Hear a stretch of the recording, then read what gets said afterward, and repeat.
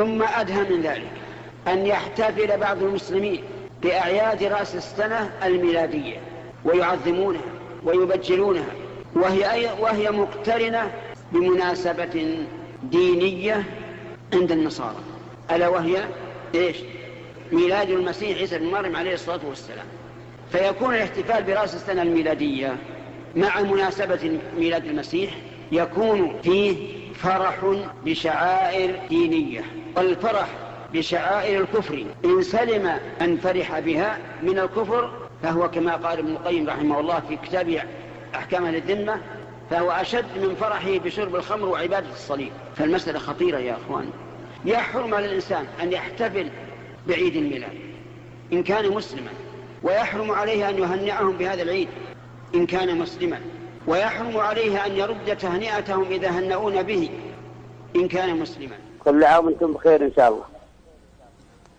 سؤال يا أخي هذا ما له أصل إنك تهني بالعام، تهني بالعيد، عيد الأضحى ولا عيد الفطر، هذا اللي يهنى فيه.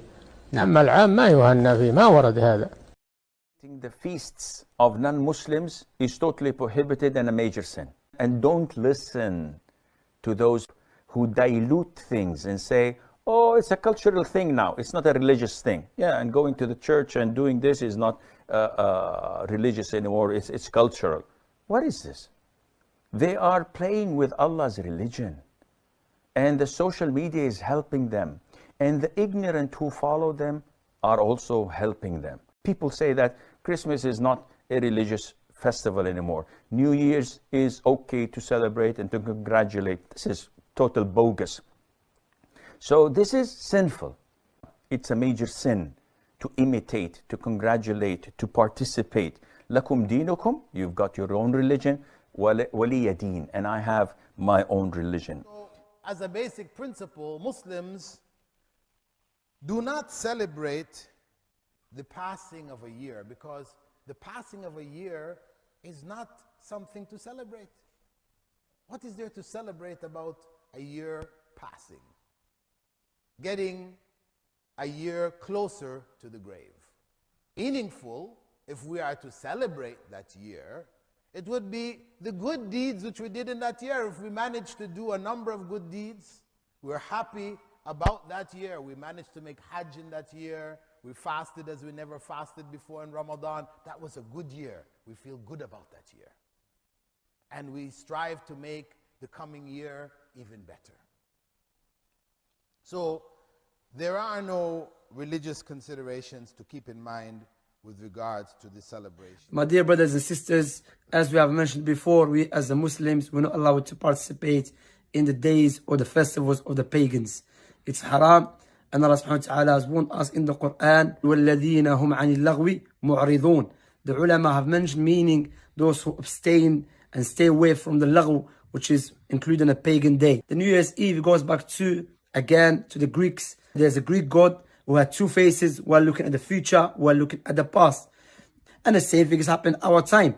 What is happening? Shirk, disbelief, paganism, fornication, you name it. How a Muslim that worship Allah and follow His Messenger participates in a day which is full of disobedience and disbelief, which is a day that Allah subhanahu wa ta'ala hates. So we have to fear Allah subhanahu wa ta'ala and be proud of Islam. And Nabi alayhi wasallam said, we as the Muslims, we have two Eid. The Eid which is Eid al-Fitr and Eid al-Adha. May Allah bless you all. So be proud like the Sahaba were proud of their deen. Now a lot about New Year's Eve and New Year's Day, and we see these greetings going out, but whose New Year's is it? Because it's not the 1st of Muharram, so it's definitely not the Islamic New Year. If you look at years and how they're organized, every culture, every religion has their own calendar. There's a Chinese calendar, which is lunar. There's the Jewish calendar, which is also lunar. There's the Islamic calendar that begins on the 1st of Muharram, and it's not from the Sunnah to celebrate the 1st of Muharram either. So whose New Year's is on January 1st?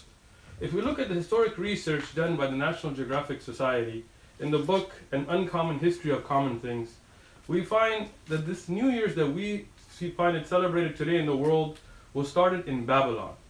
In Babylon, there was an 11-day celebration around what is now called January 1st. What was this celebration for? It was a ritual to worship the idol Marmaduke. their chief god. And this Marduk ritual was where there were parades, ringing a bell, New Year's Day parade. There were plays, there was worship, there was sacrifices to the fidelity gods. And this was something that was done as a pagan idol worshipping ritual. Now, in 46 BC, and that is before Jesus, this is not something that even has to do with Christianity. Julius Caesar in the Roman Empire took this Babylonian ritual and made January the first month and named Augustus, August, all these after the Roman pagan gods and people. When Christianity came to Rome, according to the National Geographic Society, they tried to condemn this. They tried to stop this idol worshipping holiday, but they were unable to. So today we see a part of the Western society, and even in the East, and even unfortunately in the Middle East and in Africa, we see people celebrating this celebration, not realizing that in fact it is an idol worshipping religious festival. That is why for any Muslim or Christian or Jew or whoever wants to follow their religion, they will not celebrate this idol worshipping holiday on the eve of the 31st of December or on the 1st of January. This is not our New Year. This is a day that was for sacrifice and worship of idols.